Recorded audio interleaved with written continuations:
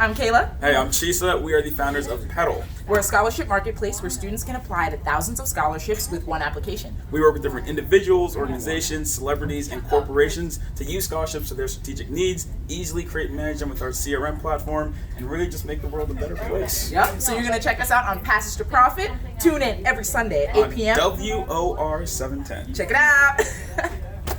So my most vivid memory from my high school graduation day is actually stepping foot on stage and accepting my diploma and realizing I wasn't happy. Because I was headed to a school in the fall that I really never wanted to go to simply to avoid the $160,000 in debt I would have been in if I enrolled at NYU. See, I was stripped of an opportunity because it was too hard to find and apply to the scholarships that could have covered the cost. So I had to find a different way. There's over $14 billion in scholarships available each year and more than 12 million students looking for them, yet there's no platform that connects the two in a way that prioritizes efficiency and career opportunities until Pedul. We're a scholarship marketplace where students can apply to thousands of scholarships with one application. Our provider CRM enables corporations, influencers, and organizations to easily create and manage their scholarships online. We're especially useful for corporations who are already spending $4 billion recruiting students ineffectively. So, for example, Amazon can't put a listing on Indeed to hire a female software engineer, but they can post a scholarship on Pedul to attract that exact candidate and engage with the applicants in ways that support their strategic needs. Don't worry, parents, we're free to the students, but we do charge the corporations and influencers varying SaaS fees to access our students. So in a few months, I'm really happy to say that we've been called the youngest Black VC-backed founders in America.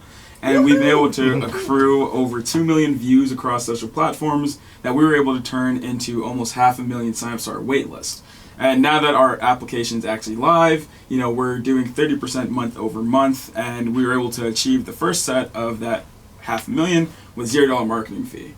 Right, so our lead investor for our current round is Amazon's venture fund, Newark Venture Partners, based out of Newark, New Jersey, just a brick city, all right? But I gotta tell y'all, competition definitely exists. But unlike our competition, right, we have a real stronghold on what a millennial and Gen Z audience wants, right? As two individuals that are not too far removed from college, I can confidently tell you that if any of those other guys worked, we would not have created Pedul, right? So my name's Chisa Egbelu. My background consists of marketing and production, where I was actually at Google, MSNBC, and I worked on this floor here at the Ellis Duran Show, iHeartRadio, big part of my lifestyle. Wow. Yes. So you're better than we are. That's why you're so smooth. I don't know. I'm not smooth. I am a product of iHeartRadio. So, at iHeart especially, it really taught me how to, I could say, package things that are not too sexy, right, in a sexy manner. Right, we'd have to work with a lot of different advertisers, and we'd work with a lot of people that would give us a lot of not cool things, but you make jokes out of it, right? And you make it cool, you make it funny, and you're able to get things across. And we do that exact same thing with Pedul, right? It helps us to accrue a large student pool, and so it helps us work with different influencers and corporations, so that at the end of the day, the students are getting the service they deserve. But as marketplaces work, both sides are getting a quality and a benefit that they're looking for. So right now we're finishing out our funding round, finishing it on Thanksgiving. Got $500K committed to our $750K goal, and we're really happy to be on the tail end of that because I can't wait to just go back to building a product. Shout out to Uncle Gary Vaynerchuk for coming in as an investor too. Yes. Wow, good for you guys, Yeah. Gary. Thank you Gary so much. V. Woo. Yeah. So what are you going to spend your money on that you're getting the $750? Exactly. So we're going to really Big put... Thanksgiving. What's that song? It's like beans, eggs. We're really gonna put money into one, marketing, but then also developing our sales and product teams, so we can really put fire into what we're already doing. So where do you get the scholarship information? Do you just go out and collect that, or is there some method to that, or how does that work? Yeah, we actually get a lot of our scholarship providers just from the different organizations and foundations and corporations that we sell to. So we're always making partnerships, looking at who needs more exposure and visibility for the scholarships, especially those little weird, left hand, I got one eye, scholarships, and then also corporations as well. But I don't have any statistics on this, but I have heard that there are a lot of scholarships that people never even apply for. Oh, yeah. And it's just if you just need to know about it. Oh, yeah. And maybe write a one-page essay or something, and they don't even get submissions for that. Oh, you're right. You're totally right. The scholarship industry as a whole is just extremely archaic. And on the other side of it, scholarships take a lot of time, right? People ask a lot of these same things in different ways, which is really why we really went about that common application process to make sure that it's a seamless means for the student.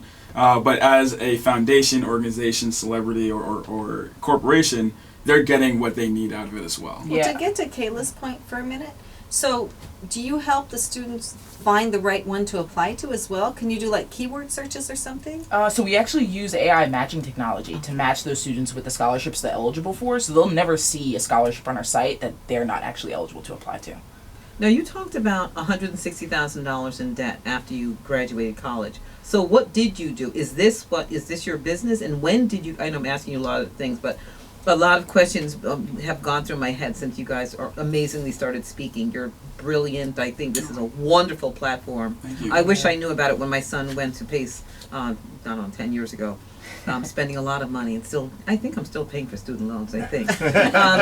So you talk wouldn't be about the first. Yeah. So did you go to college? Did you finish, or is this your business? And Yeah, so I actually, because I resonated with the problem so much, is the reason why I helped Chisa build Pedul. So I actually wanted to go to NYU, that was my dream school, and I ended up not going because I got my financial aid package back and found out that I would have been in about $160,000 in debt in total once I graduated. So I ended up going to Rutgers University on academic scholarship. So good for you. Yeah. Congratulations. Still a very, very good school. Very Wonderful. yeah, school. great school. Yeah, so yeah, absolutely. Don't regret it. So you went into marketing? Is that what your degree is? No, we're actually both journalism and media studies. Shouts to J School. Oh. Yeah. They always said it was a wasted degree. Jokes on them. Who's laughing? Soon all the way to the bank. Right? Amen, yes. So, But I think it is important, though, if you're planning to invest in an education, that you look at the end, and at least, even if it's something you're passionate about, you should always do something you're passionate about, but you also need to look at the end goal and say, hey, is this make sense financially? Yeah. Our daughter graduated from college, and she wanted to get a PhD in clinical psychology, and she looked at how much she was going to spend for the degree, and she decided to do something else because the jobs just weren't paying. It's real. Yeah, and so even though she liked it, she made an adult choice, I think. So no, I think that's what you did with Rutgers. I think makes a lot of sense, and really, after 5 years in the workplace, nobody really cares where you went to school anyway. They just want to see what'd you do. Exactly, and I would have never met Chisa if I didn't do so. but can I just interject something here? So we've had people that say you don't need a college degree, you can do a lot of stuff. And some people probably don't. But I think if you are the kind of person that needs a college degree or wants one, no matter what you get that degree in, it helps you in life. Definitely. For sure. Yeah. For sure. You got it. Something I was going to say is even, obviously college degrees are transforming in a new way in a more modern society. Something we want to make sure we're a part of is also individuals taking advantage of things like boot camps, right? Or different training methods. Something we see our company growing into. Obviously, we're really invested in the college space now, but we know we're going to be very invested in the re-education space as well, right? That would be good because our son got a biochemistry degree, wasn't making a whole lot of money. Went and got a master's in bioinformatics, which is adding the computer, and now he more than doubled his salary. Amazing. So do you have an opinion on brick-and-mortar institutions versus online institutions? And I assume that your scholarships would work for either type of institution, right? Yeah. But do you think that change is going to be overall beneficial, or do you still think that the college experience, the traditional college experience, is the way to go? I mean, at the end of the day, they show the classes for Harvard on YouTube, right? Like because they know that people aren't going to Harvard for what's just taking place in class, Yep. right? That's not the differentiator between someone that graduates from Harvard and someone that graduates not from Harvard. But it's typically the network that they're amassing that is to take them or lead them throughout their career, right? So it's undebatable. I can't even value enough how much the time on campus is. But when it comes to actually learning skills and really making skills that are applicable to different workforces, you can get that at either institution. Yeah, I think being on campus is super important. For myself, my kids, it's a transition place where you're safe, but you get to be your own adult kind of. So it's like an in-between place. Yeah, that's a great point. Yeah, your net worth is your network, or your network is your net worth. Either one. We know what you're talking about. Exactly. Both need money. Exactly. So, yeah, Kyle, I wouldn't trade the real-life college experience for the world.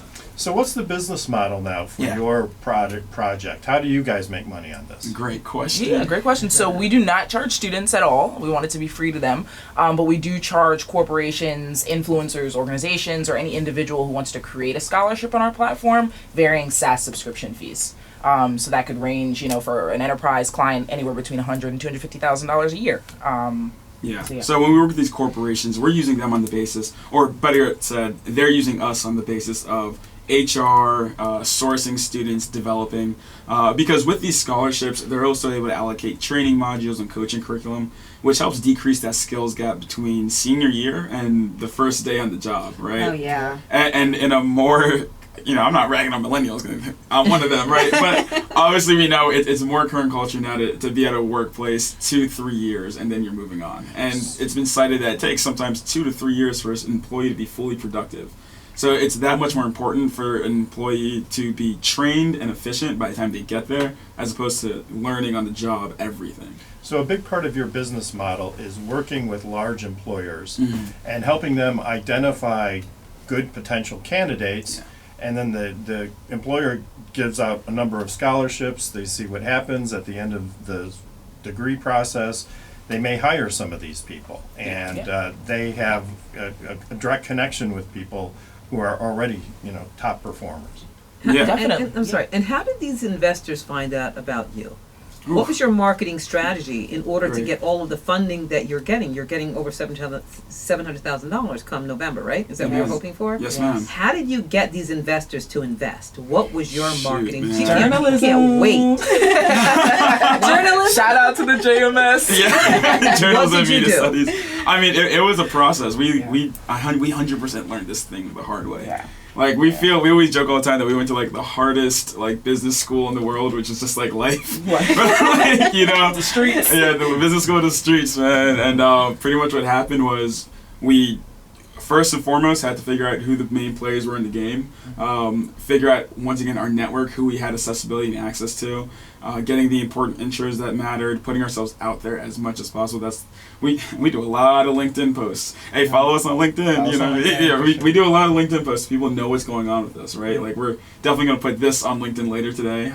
And so we made sure to connect with the people that mattered, that they saw it. And in the same manner that we were able to growth hack with the students, we did the same thing with these investors, right?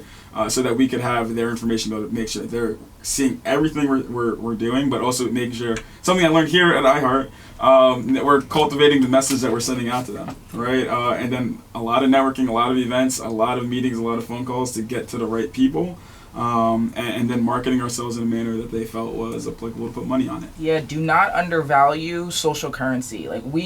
I think that we did not have the capital in the beginning of this process to really learn quickly and iterate quickly, because sometimes it takes capital to do that, especially when you're building a tech product.